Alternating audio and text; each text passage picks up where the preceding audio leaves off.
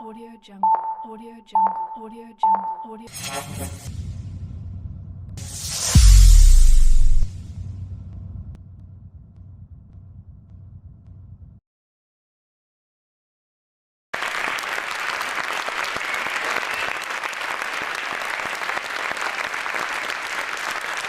Hello, everyone.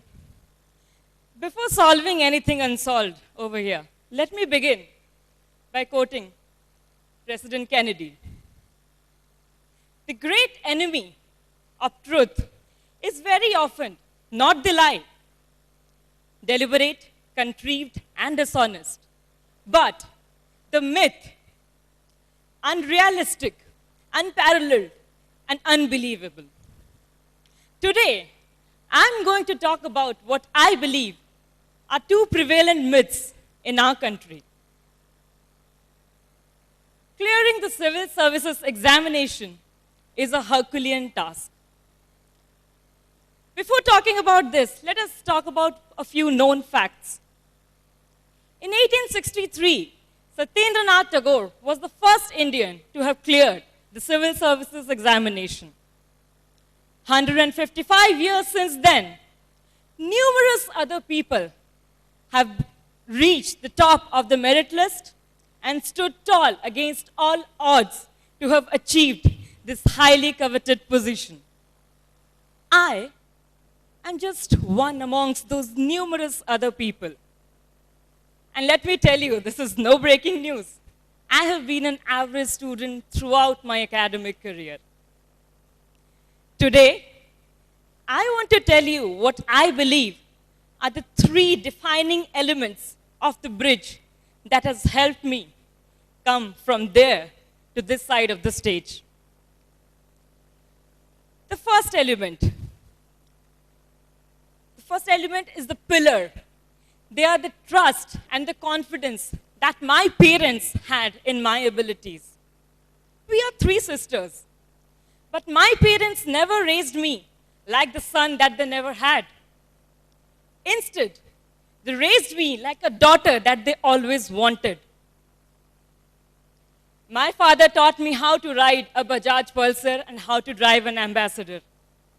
My mother used to pedal uphill on a bicycle with me in their career almost twice a week to a local club so that I could train in karate and earn a black belt later. That and baking cakes as well. The second element, the steel strengthening this pillar. It is the virtue of courage. Because courage is the only virtue that keeps you going to consistently practice any other virtue. More than anything else, we need courage to keep pushing bit by bit. We need courage to fight when we have the fight or flight situation. And above all, when the situation demands, we need courage to have the flight response as well. It's called tactical retreat. The third element, the concrete in the bridge is all those people that you come across during the journey of your life. Knowingly or unknowingly, they shape your thoughts. They mold you into the personality that you carry today and continue to build. It may be good, it may be bad. These people may be your friends, your teachers, your relatives, your or any other stranger that you come across during the journey of your life. You share your life energy with them, your chi with them. Let me tell you a small experience from my early days, which absolutely changed the way I thought about myself, I felt about myself. I was in standard 2, and I had to change schools midterm. When I reached my new school, there was an athletic meet scheduled immediately after that. I was lined up with 7 other kids that day for a 100 meters race. I came second from the last. Today I'm laughing, but that day I was in tears. I was crying when I heard a soothing voice of one of my teachers who came up to me and said, Sagarika, you can fail, but you can always do what you want to do. Do not give up without giving it a try. Trust me, I felt really empowered that day. It was that day, and 7 years later, I represented the same school in nationals for 100 meters. 20-odd years later, I was awarded the best athlete during our foundation course training for the civil services at Mussoorie. Also, the best athlete during the basic police training course held at NPA Hyderabad. Sometimes I do ask myself, what changed? I was the same person. I had the same physical abilities. But what changed? This changed. The thing is self-belief. I had more belief in what I thought I could do. Before doing anything, you have to first believe that it can be done. Before the battle of the fist comes the battle of the mind. You have to win the battle in your head first. Which brings me to, so much of battle and mind things brings me to our second myth. Policing is a masculine job. Before challenging this myth, let us first question from where such a myth has emerged. Why such a myth has emerged? Historically, if we see, the role of the woman has always been that of the protected rather than being the protector. Even during the Stone Ages, women had the responsibility of childbearing and tending to social needs, while men were sent out for hunting and fending for the family. Juxtaposing this ideology in policing today, we see that a lot of emphasis is given on the physical attributes of the candidate right from the stage of recruitment. This gives the male counterpart a dominant role in policing as a profession. But if we also see scientifically, like statistically speaking, today's, India's police force has just 7.28% of women police personnel,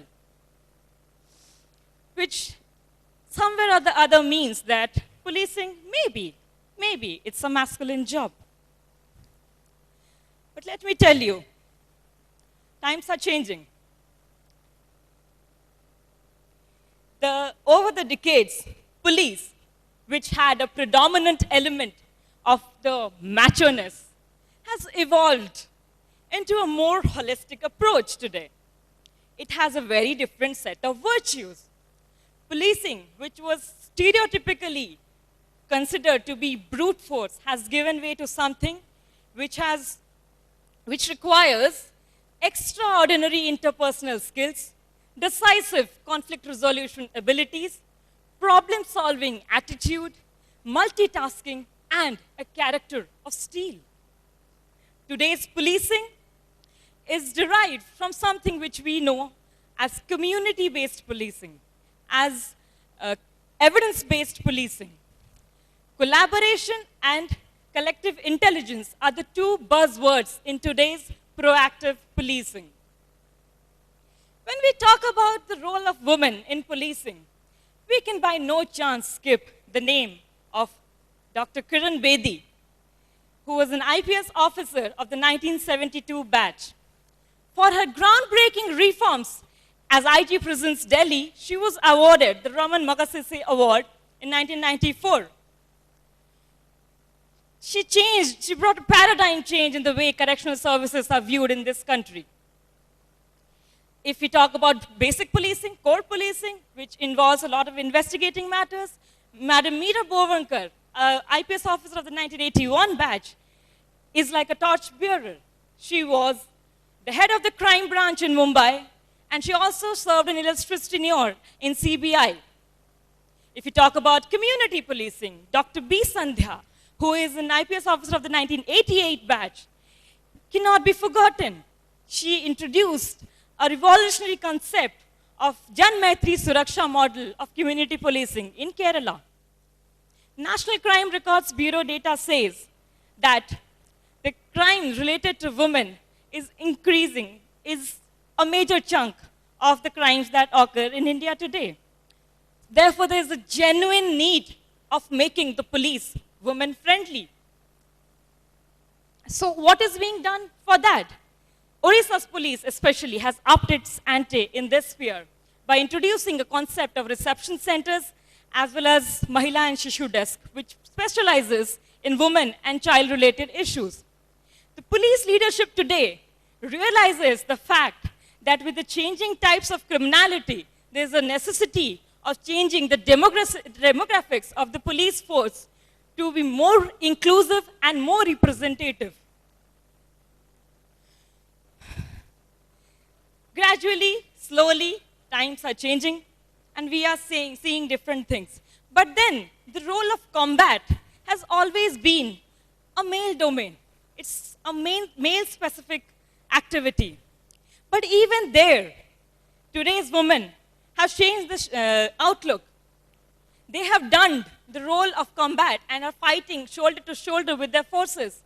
Madam Sanjukta Parashar, an IPS officer of the 2006 batch, is a live example for it. She was able to neutralize 16 militants, capture 64 others, and seize tons of arms and ammunition in just 15 months in the insurgency-hit regions of Assam.